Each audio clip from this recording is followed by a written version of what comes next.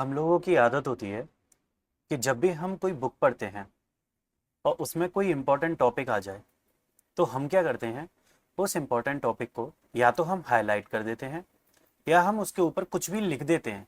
जिससे क्या होता है कि जब भी हम अगली बार बुक को पढ़ते हैं तो जो सेक्शन है वो क्या इन्फॉर्मेशन प्रोवाइड करा रहा है, ये हम हाईलाइट और कमेंट्स की मदद से जान जाते हैं और हमें बार बार वो टॉपिक नहीं पढ़ना पड़ता।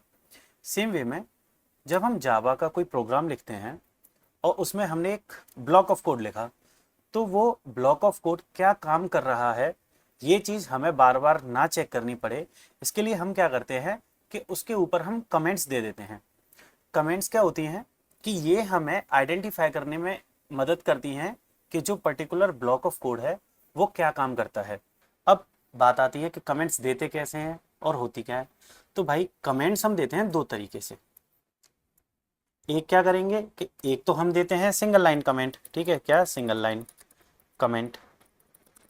दूसरा जो हम देंगे वो देंगे हम double line comments, sorry multi line comments, ठीक है। अब बात आती है कि ये सिंगल लाइन कमेंट्स और ये मल्टी लाइन कमेंट्स देते कैसे हैं। तो भाई कुछ भी नहीं है, बहुत सिंपल है।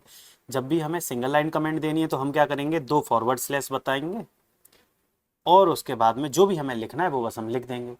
अगर हमें वही मल्टी लाइन कमेंट्स देनी है तो हम क्या करेंगे, एक फॉरवर्ड स्लैश बनाएंगे, फिर हम एक स्टार बनाएंगे, उसके बाद में चलो मान के चलो मैंने एक लाइन कमेंट दे दी, मुझे एक और लाइन कमेंट में देनी है वो भी मैं दे दूंगा, एक और देनी है तो वो भी मैं दे दूंगा। मतलब जितना चाहूँ उतना लाइन्स में कमेंट्स में दे सकता हूँ।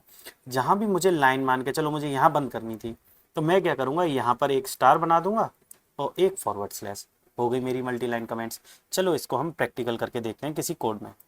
तो हमने एक टाइपकास्ट का प्रोग्राम किया था जिसमें हमने दो ब्लॉक ऑफ कोड बनाए थे, एक ये ब्लॉक ऑफ कोड था, एक ये ब्लॉक ऑफ कोड था, ठीक है।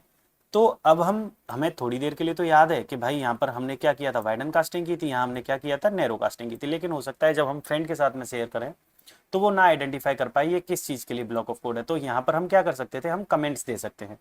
अब हम एक काम करते हैं, कमेंट्स देते हैं। इसमें हमने किया था वाइडन कास्टिंग, तो मैं यहाँ दूंगा सिंगल लाइन कमेंट्स।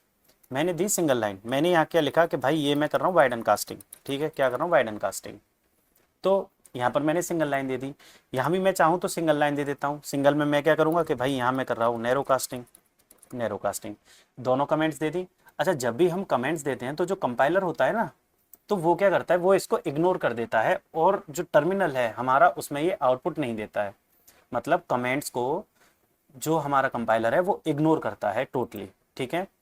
अब यहाँ मैंने दी सिंगल लाइन, मैं चाहूँ तो यहाँ मल्टी लाइन भी दे सकता हूँ। मल्टी लाइन देने के लिए मैं क्या करूँगा कि वही फॉरवर्ड डबल ना लगाकर मैं एक फॉरवर्ड और एक स्टार लगाऊंगा। अब यहाँ से मेरी कमेंट शुरू हो गई। अब मान के चलो मुझे बहुत सारी लाइन में कमेंट्स में देनी, मैंने एक ये लाइन दे दी, एक और लाइन देता हूँ कि this is what we do in multi line comment, और मुझे यहाँ पर ये कमेंट बंद करनी है। तो मैं सिंपली क्या करूँगा, एक स्टार लगाऊंगा और एक फॉरवर्ड स्लैश। जैसे ही मैंने ये लगाया तो आप देखोगे कि ये मल्टी लाइन जो है ये कमेंट्स हो गई मल्टी लाइन, ये हो गई हमारी सिंगल लाइन कमेंट। अब चाहे मैं पढ़ूँ या मेरा फ्रेंड, वो इजीली पता कर लेंगे ये पर्टिकुलर जो ब्लॉक ऑफ कोड है ये क्या काम कर रहे हैं, ठीक है।